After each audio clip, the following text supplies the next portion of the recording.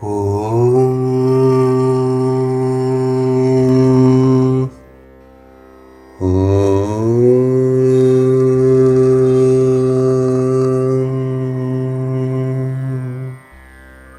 ശുക്ലാം ഭരധരം വിഷ്ണും ശശിവർണം ചതുർഭുജം പ്രസന്നവദനം ധ്യായേത് സർവവിഘ്നോപശാന്തയേ.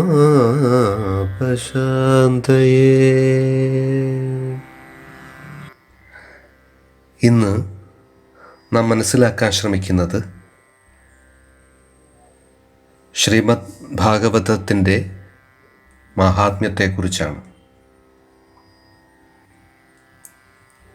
പത്മപുരാണത്തിലാണ് ശ്രീമദ് ഭാഗവതത്തിൻ്റെ മഹാത്മ്യം വിവരിച്ചിരിക്കുന്നത്.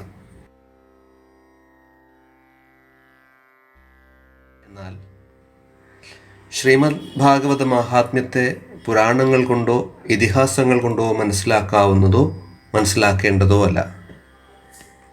അത്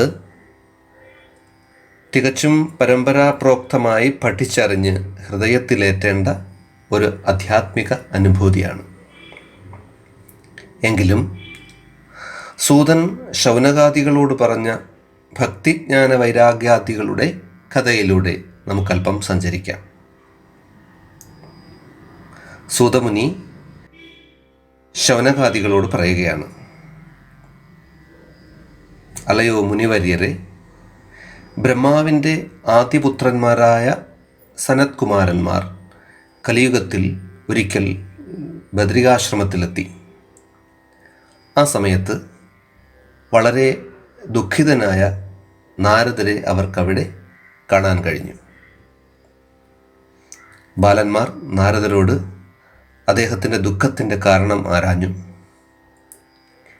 ഈ ഭൗതിക ലോകത്ത് താൻ ഒരുപാട് കറങ്ങിത്തിരിഞ്ഞിട്ടും തനിക്ക് ഒരിടത്തു നിന്നും സമാധാനം കിട്ടിയില്ലെന്നും കലിയുഗം വന്നതാണ് അതിന് കാരണമെന്നും കലിയുഗം പാപവൃത്തിയുടെ യുഗമാണെന്നും നാരദൻ ദുഃഖിതനായി അവരോട് പറഞ്ഞു.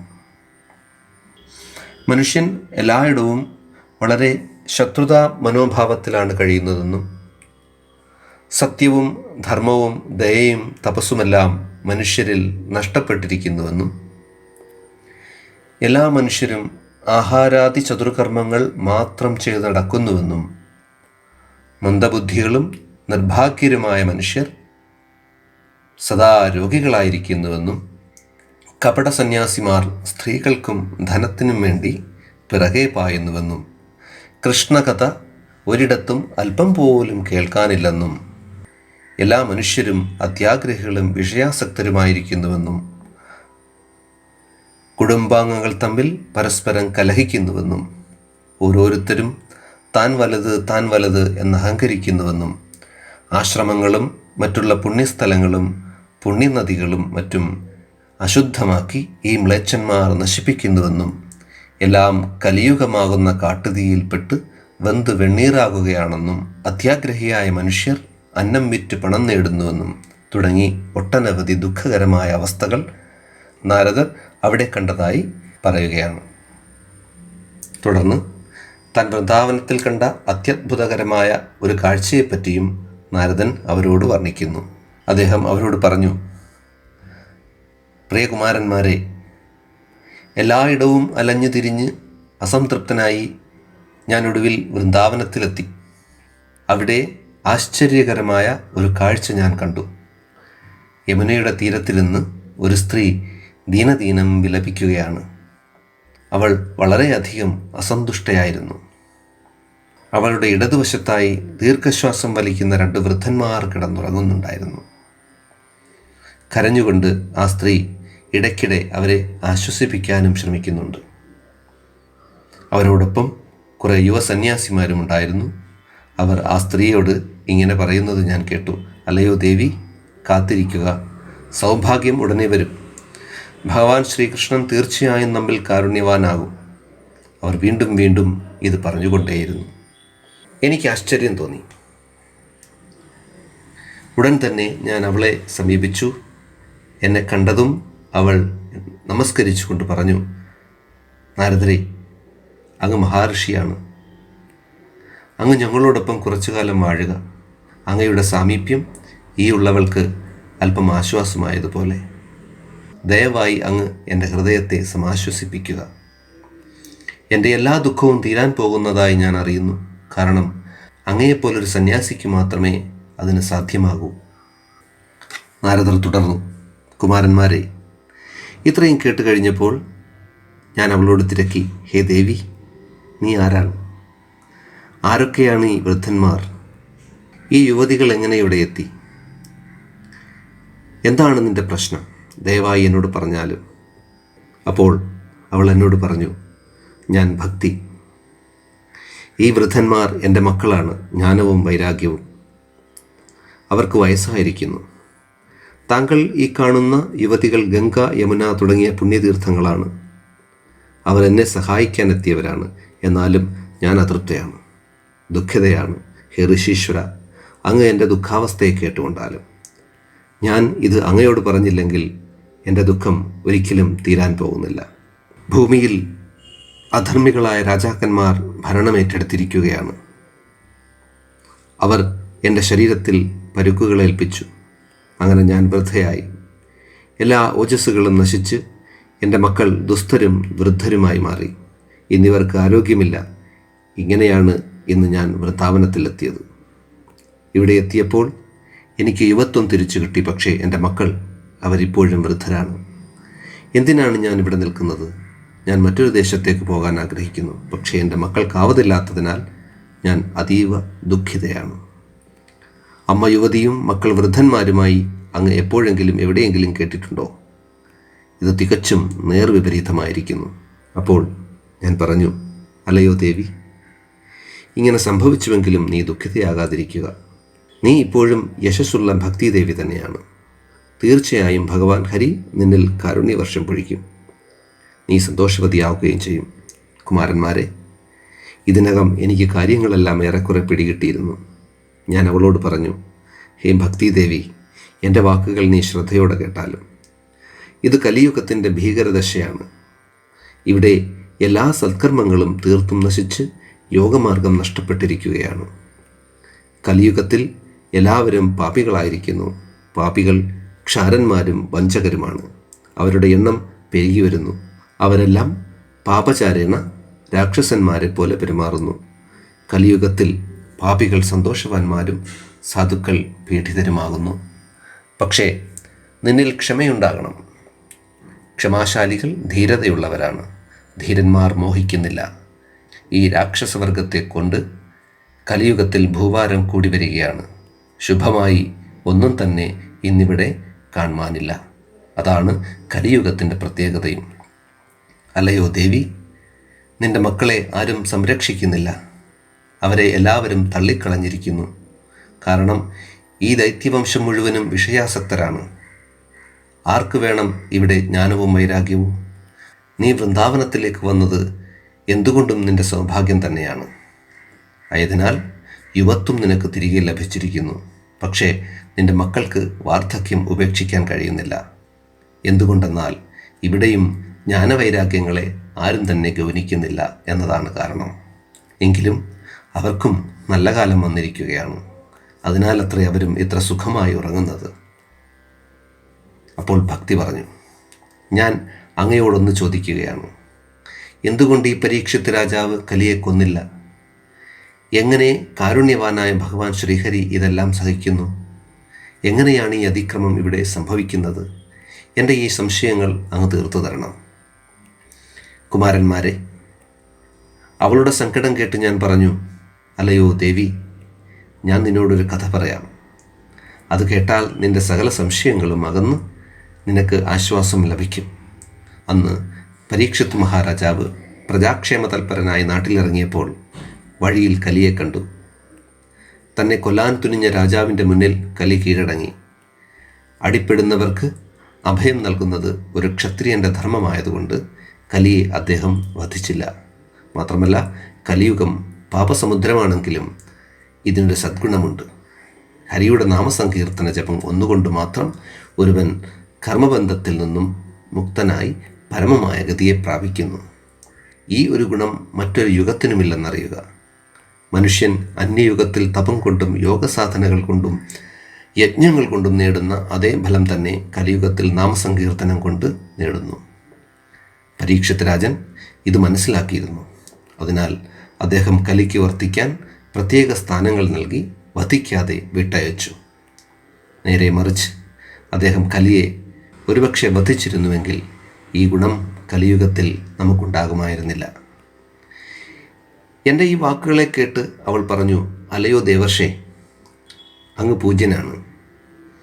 അങ്ങ് ഇവിടെ വന്നതും അങ്ങയെ കാണാൻ കഴിഞ്ഞതും എൻ്റെ സൗഭാഗ്യമായി ഈ ഉള്ളവൾ കരുതുന്നു. പൂജ്യനായ ഒരു സാധുവിൻ്റെ ദർശനം ഇന്ന് വളരെ അപൂർവമാണ്. അത് കേട്ട് എൻ്റെ ഉള്ളിൽ ആനന്ദം ഇരട്ടിച്ചു. ഞാൻ പറഞ്ഞു, ഹേ ഭക്തിദേവി, ഒരിക്കൽ നീ ഹസ്താഞ്ജലിയോടെ ശ്രീകൃഷ്ണ ഭഗവാനോട് നിൻ്റെ ദൗത്യത്തെക്കുറിച്ച് ചോദിച്ചു. അവിടുന്ന് മറുപടിയായി നിന്നോട് പറഞ്ഞു, ആ ഭഗവാന്റെ ഭക്തരെ പാലിച്ചുകൊള്ളൂ എന്ന്.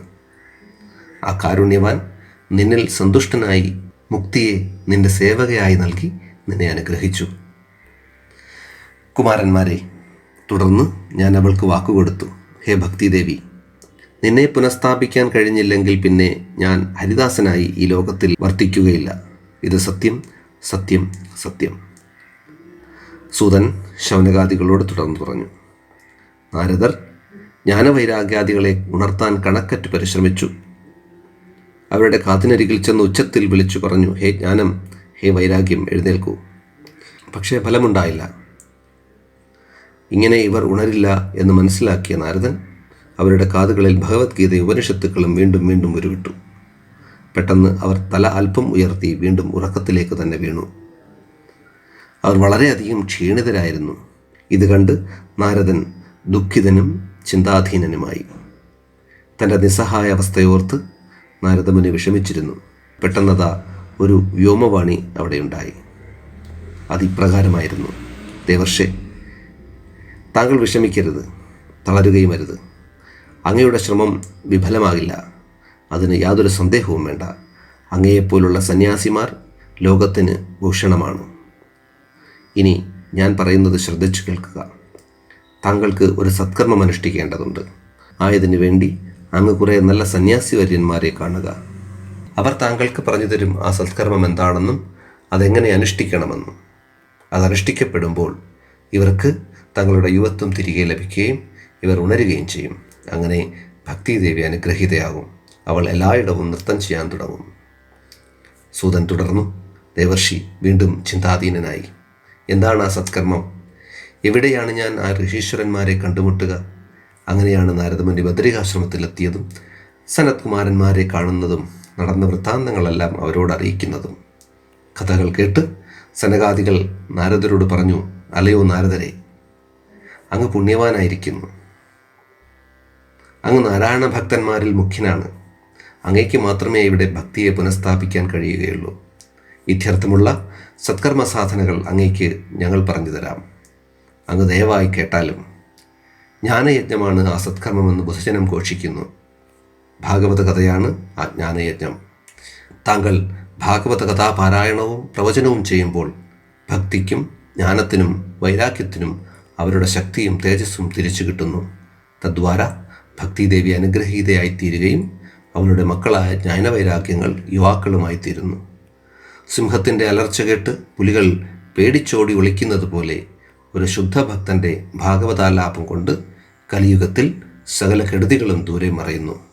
ഭക്തിയോടൊപ്പം ജ്ഞാനവൈരാഗ്യങ്ങൾ ശക്തരാവുകയും അവിടെ ഭഗവത് പ്രേമം കുത്തിയൊഴുകുകയും ചെയ്യുന്നു. ഭാഗവതാലാപജന്യമായ ഈ പ്രേമത്തിൻ്റെ ഒഴുക്കിൽ ഓരോ ഗൃഹവും ആറാടുന്നു.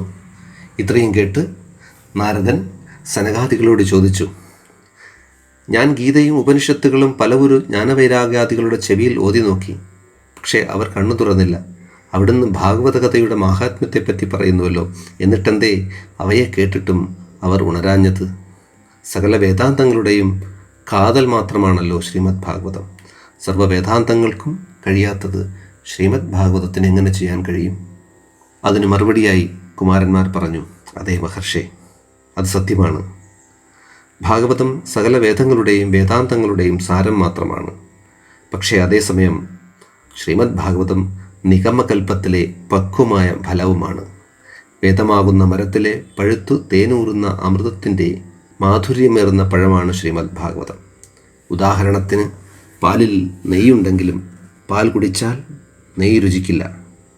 പകരം പാൽ കടഞ്ഞ് അതിലെ വെണ്ണയെടുത്ത് അതുരുക്കി നെയ്യുണ്ടാക്കേണ്ടിയിരിക്കുന്നു.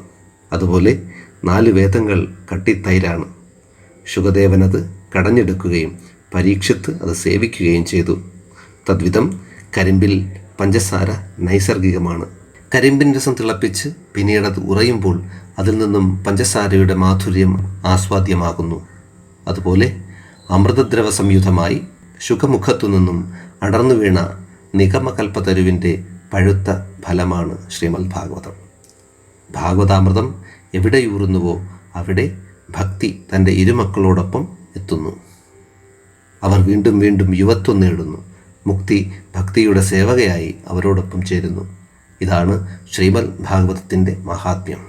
അതെ, സദ്യോ ഹൃദ്യവരുദ്ധ്യതേ, ഹൃദയകമലത്തിലിരിക്കുന്ന ശ്രീഹരി അപ്പോൾ ഭക്തപരായണനാകുന്നു. നമ്മുടെ സകല ദിനചര്യകൾക്കും അപ്പുറത്ത് പ്രാധാന്യമർഹിക്കുന്ന ഒന്നാണ് ശ്രീമദ് ഭാഗവത പാരായണം. ഒരു ദിവസം പോലും മുടങ്ങാതെ ചെയ്യേണ്ട ഒരു സത്കർമ്മം. ഇത് ചെയ്യാത്തവർ നിത്യാന്തകാരത്തിലുഴർന്നു. ഏതൊരു ഗൃഹത്തിലാണോ ഏതൊരു ദേശത്താണോ ശ്രീമദ് ഭാഗവതാലാപനം നടക്കുന്നത്, ആ ഗൃഹം ആ ദേശം തീർത്ഥസ്ഥാനമായി മാറുന്നു.